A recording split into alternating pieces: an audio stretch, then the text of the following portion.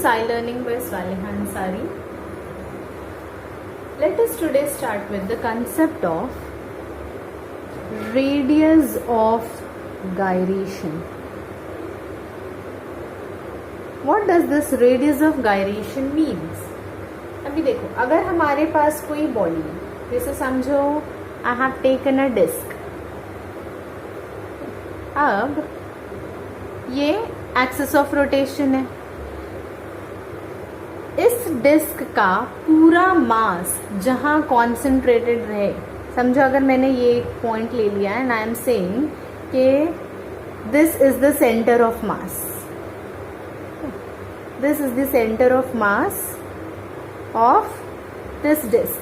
तो इस centre of मास का जो डिस्टेंस इस एक्सिस ऑफ रोटेशन से होता है, इस डिस्टेंस को हम रेडियस ऑफ गायरेशन कहते हैं.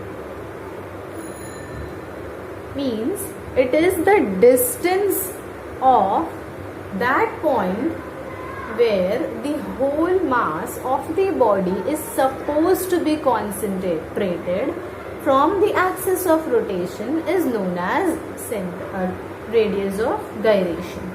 अब अगर मैं radius of gyration को देखना चाहूँ, जैसे अगर समझो कि मैंने कोई भी बॉडी ली, ठीक है, ये मेरा एक्सिस ऑफ रोटेशन है, यहाँ कहीं किसी पॉइंट पर सेंटर ऑफ मास है, इस बॉडी का पूरा मास. जैसे कि अभी हम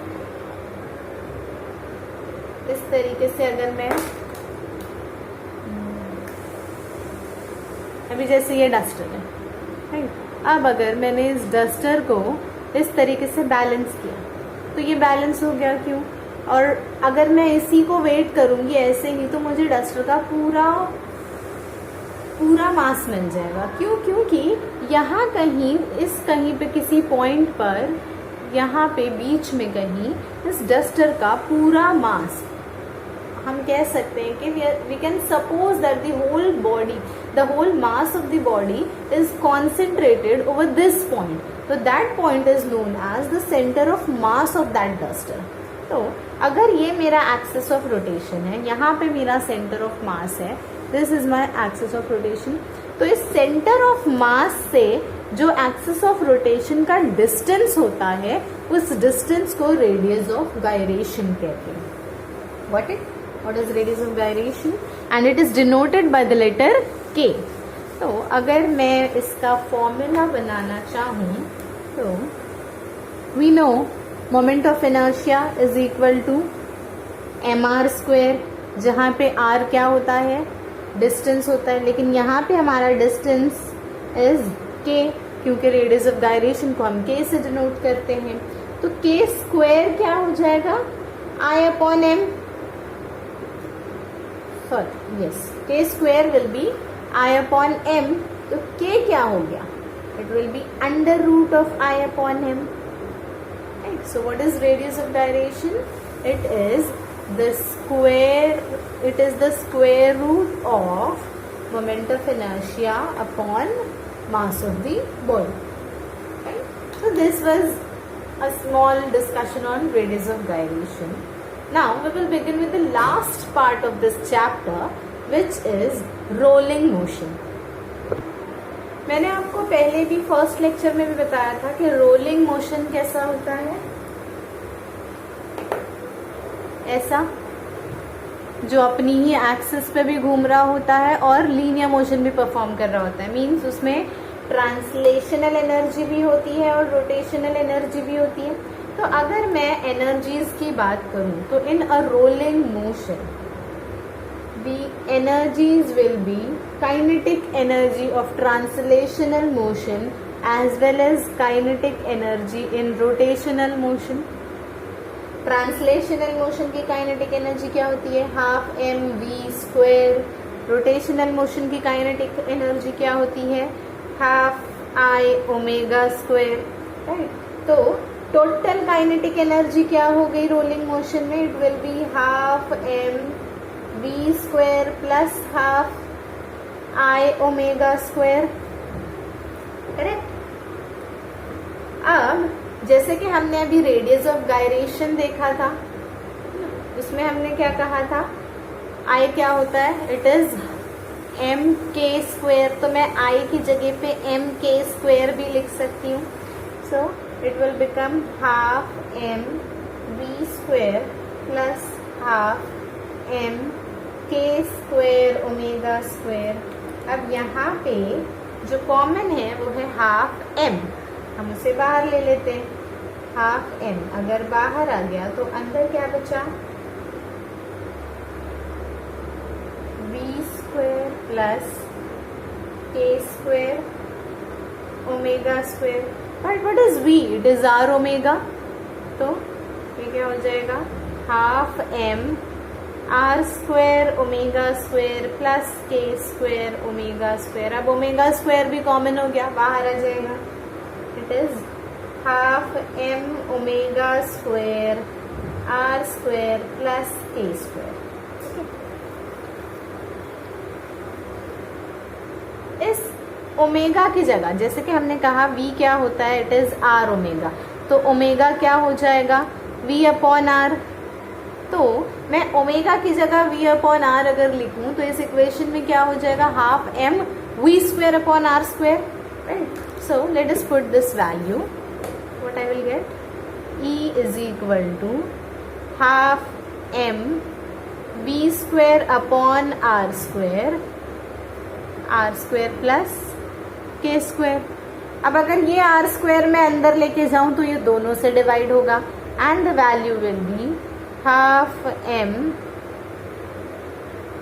वी स्क्वेयर. आर स्क्वेयर अगर इससे डिवाइड हुआ तो 1 बचेगा और ऊपर के से डिवाइड हुआ तो it will be K square R square. So this is the energy, kinetic energy in rolling motion.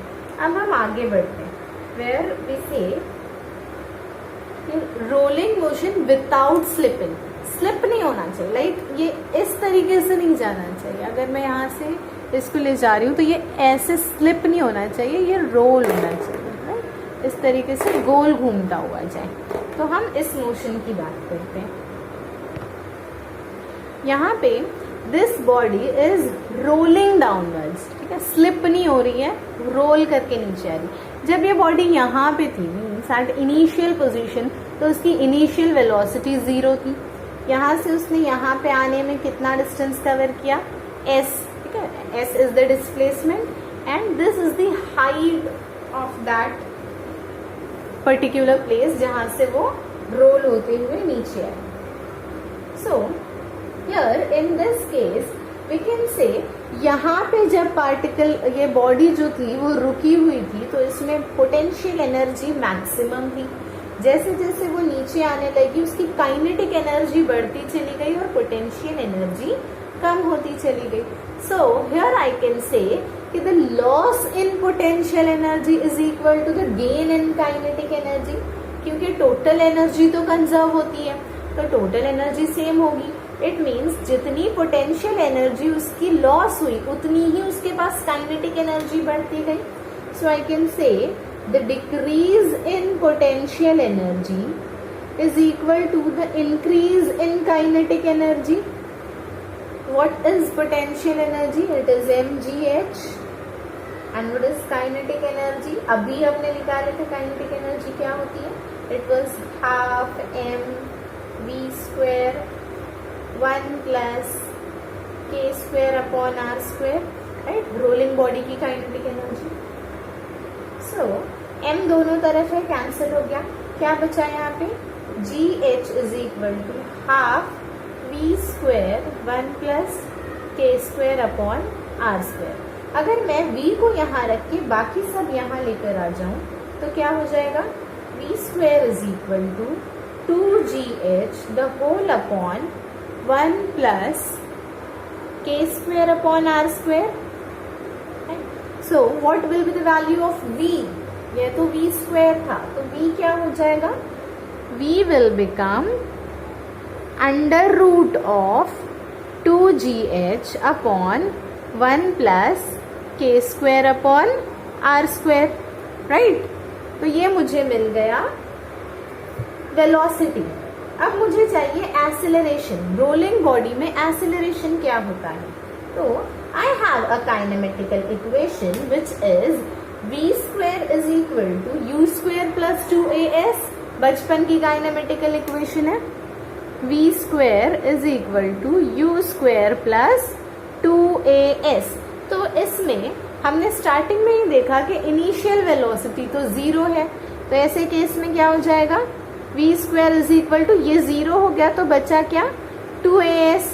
अब मेरे पास v स्क्वेयर की वैल्यू तो पहले से है, राइट, तो वो वहां पे रखते हुए मैं एक्सेलरेशन फाइंड कर सकती हूँ।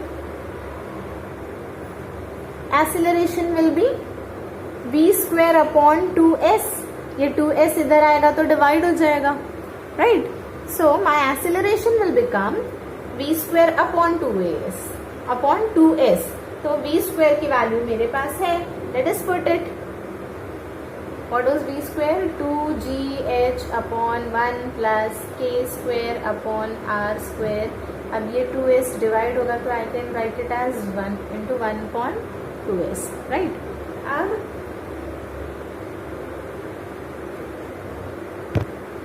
look at this triangle।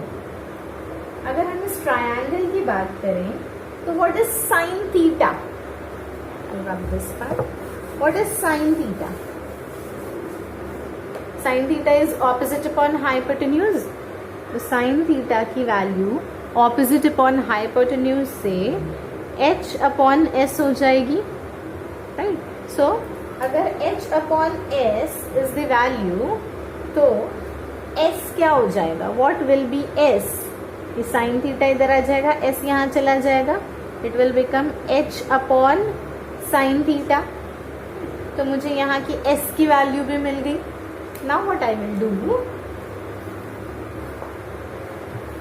A is equal to, ये पूरा लिखो, 2gh upon 1 plus k square upon r square into 1 upon 2, s की जगह I can write h upon sine theta, right. अब ये 2 और ये 2 कैंसिल हो गया, रीअरेंज करो, रीअरेंज करने पे क्या हो जाएगा, ये साइन थीटा ऊपर चला जाएगा, ये h और ये h भी कैंसिल हो गया, तो साइन थीटा ऊपर गया तो it will be g sine theta, और नीचे क्या बच गया, 1 plus k square upon r square. तो now what is the value for acceleration, it is g sine theta upon 1 plus k square upon r square. So ये है हमारा acceleration in a rolling body, fine. So जैसे जैसे हमारा ये body का shape change होता है ना, हमारी एक्सेलरेशन की वैल्यू भी चेंज होती है। जैसे अगर हमारे पास कोई रिंग है या हॉलो सिलेंडर है तो हमारी a की वैल्यू हो जाएगी हाफ g साइन थीटा। अगर ये स्फीयर जो है इसकी जगह पे हमारे पास डिस्क या कोई सॉलिड सिलेंडर है तो वैल्यू हो जाएगी 2/3 g साइन थीटा। अगर सॉलिड स्फीयर है तो it will B 5/7 g sine theta. It varies, जैसे जैसे हमारा k और r की वैल्यू चेंज होती है वैसे वैसे ही हमारी एक्सेलरेशन और वेलोसिटी की भी वैल्यू चेंज होती जाती है। So with this rolling motion we are done with this chapter, that is rotational dynamics. So in the next lecture we will begin with a next chapter. Till then, take care, bye.